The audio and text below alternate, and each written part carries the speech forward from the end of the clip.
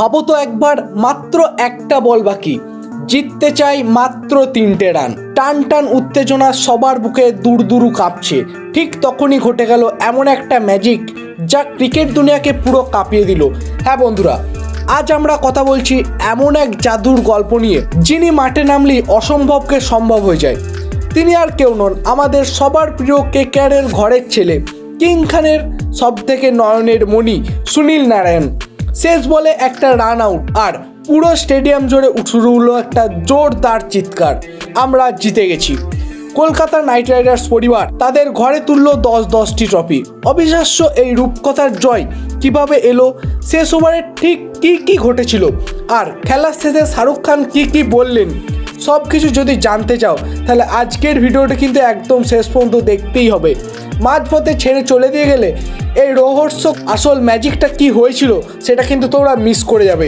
যদি তুমি একজন সত্যিকারের কলকাতা নাইট রাইডার্স ফ্যান হয়ে থাকো এবং কেকেআরকে মন থেকে ভালোবাসো, তবে এখনই ভিডিওটা একটা মন থেকে লাইক করে দিয়ে কমেন্টে ঝটপট গিয়ে আমি কেকেআর লিখে দাও।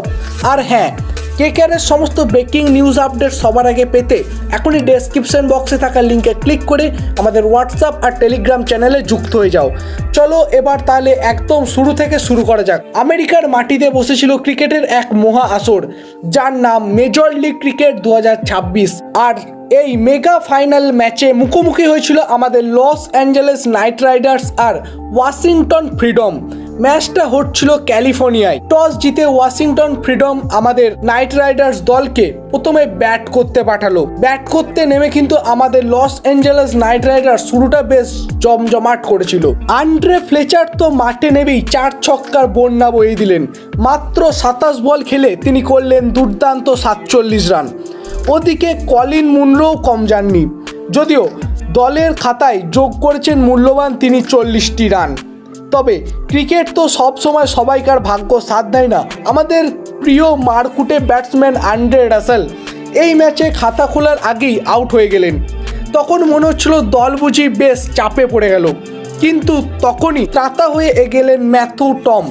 মাত্র 21 বলেই ঝোড়ো একটা 39 রানের ইনিংস খেলে গেলেন তিনি। তার এই রানটা দলকে একটা সম্মানজনক রানের কাছে নিয়ে গেল। শেষ পর্যন্ত 19.4 ওভারে 164 রান করে অল আউট হয়ে গেল নাইট রাইডার্স দল। ওয়াশিংটনের বোলারদের মধ্যে বেন ওয়াসার্স একাই 3টি উইকেট নিলেন, আর রাচিন রবীন্দ্র, মিচেল ওয়েন আর নিখিল চৌধুরী 2টো করে উইকেট ভাগ করে নিলেন।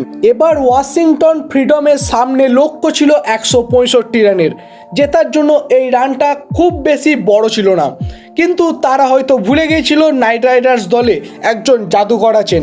হ্যাঁ, ঠিকই ধরেছেন, টি-20 ক্রিকেটের ইতিহাসের অন্যতম সেরা ম্যাচ উইনার সুনীল নারায়ণ তখনই তার ম্যাজিক দেখাতে শুরু করে দিলেন প্রথম থেকেই। ওয়াশিংটনের ব্যাটসম্যানরা তার বল বুঝতেই পারছিল না।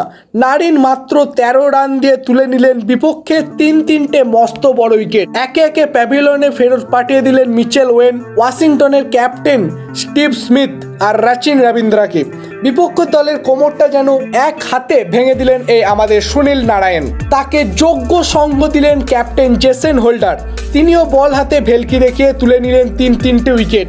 হোল্ডার স্বীকার করলেন নিখিল চৌধুরী, বেন ওয়াসার্স আর অ্যান্ডিক্স কক্সকে। 16 ওভারের শেষে ওয়াশিংটনের স্কোর দাঁড়ালো 100 রানে 6 উইকেট। তখন গ্যালারিতে বসে থাকা সবাই ভাবছিল ম্যাচ হয়তো এবার আমাদের পকেটে, আমরা জিতে যাচ্ছি এই ম্যাচ। কিন্তু পিকচার আবি বাকি থা বন্ধুরা।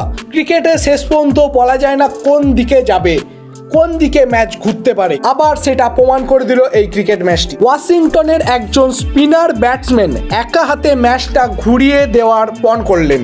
তিনি মাত্র 24 বলে ধুমধুমা 53 রান পিটিয়ে ম্যাচটাকে আবার ওয়াশিংটনের দিকে ঝুঁকিয়ে দিলেন। পরিস্থিতি এমন দাঁড়ালো যে শেষ ওভারে ওয়াশিংটনে জেতার জন্য দরকার 14টি রান। নাইট রাইডার্সের হয়ে এই অগ্নি পরীক্ষায় শেষ ওভারটা করতে এলেন স্যাডলি ভন। প্রথম বলই ব্যাটসম্যানের হাতে একটা ছক্কা হাঁকিয়ে দিল তাকে। বস, স্টেডিয়ামে শোরগোল পড়ে গেল একদম। এবার হলো মাত্র 5 বলে 8টি রান দরকার। মনে হচ্ছিল ট্রফিটা বুঝি হাতছাড়া হয়ে যাচ্ছে আমাদের দলের কাছ থেকে, কিন্তু সালউইক দমে যান। পরের বলই তিনি করলেন একটা মারাত্মক ইয়র্কার, সোজা বোল্ট। ব্যাটসম্যানের মিডল স্টাম্প ছিটকে গেল। তৃতীয় বল আবার একটা ক্যাচ আউট। ম্যাচ এখন পুরোপুরি পেন্ডুলামের মতো দুলছে বন্ধুরা। এর লকি ফার্গুসন এসে একটা 4 মারলেন আর পরের বলে একটা রান নিয়ে স্ট্রাইক বদলে দিলেন। এবার এলো সেই অন্তিম মুহূর্ত, ম্যাচের একদম শেষ বল। জেতার জন্য ওয়াশিংটনের চাই 3 রান, আর এই ম্যাচ টাই করে সুপার ওভারে নিয়ে যেতে গেলে চাই 2টি রান। ব্যাটসম্যান লাহিরু মিথলাতা বলটা মেরেই চিতার গতিতে দৌড়াতে লাগলেন। প্রথম রানটা তারা কমপ্লিট করে নিলেন খুব সহজেই, কিন্তু যেই না দ্বিতীয় রানের জন্য দৌড়ালেন, আমাদের উইকেট কিপার জার হ্যামিল্টন বলটা ধরে স্ট্যাম্পে লাগিয়ে দিলেন রান আউট। আর আম্পায়ারের আঙুল তুলতেই ধারাভাষ্যকররা চিৎকার করে উঠলেন। লস অ্যাঞ্জেলেস নাইট রাইডার্স মাত্র 1 রানে ম্যাচটা জিতে ইতিহাস তৈরি করে ফেলল। এই জয়ের সাথে সাথেই নাইট রাইডার্স ফ্র্যাঞ্চাইজি তাদের 10 নম্বর ট্রফি জিতে ঘরে তুলে নিল। তোমরা তো জানোই বন্ধুরা, আইপিএলে আমাদের কলকাতা নাইট রাইডার্স দলের কাছে 2012, 14 এবং 24 সালে ট্রফি জিতে 3টে ট্রফি আছে।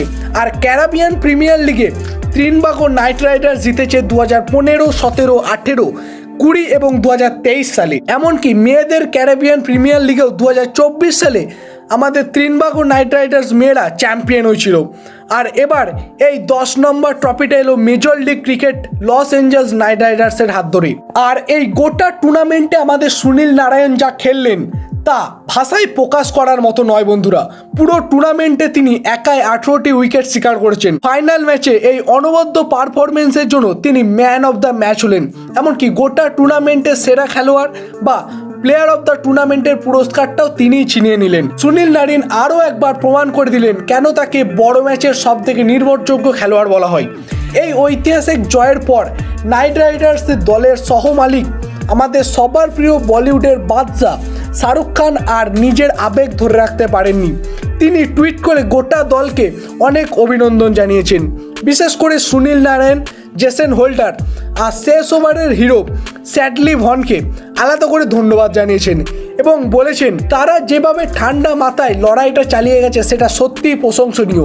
মেজর লিগ ক্রিকেট 2026-এর এই দুর্দান্ত সমাপ্তি আমাদের কেকেআর ফ্যানেদের বুকটা গর্বে ভরিয়ে দিল। সুনীল নারায়ণ আবার প্রমাণ করে দিলেন যে তিনি ফুরিয়ে যাননি, তিনি এখনও রাজা। এই রোমাঞ্চকর ম্যাচটা তোমাদের কেমন লেগেছে আর সুনীল নারায়ণের এই অতি মানবীয় পারফরমেন্স নিয়ে তোমাদের কি মতামত তা কমেন্ট বক্সে আমাদেরকে অবশ্যই জানাও। আজকের ভিডিওটা এই পর্যন্তই বন্ধুরা, দেখা হচ্ছে পরের ভিডিওতে।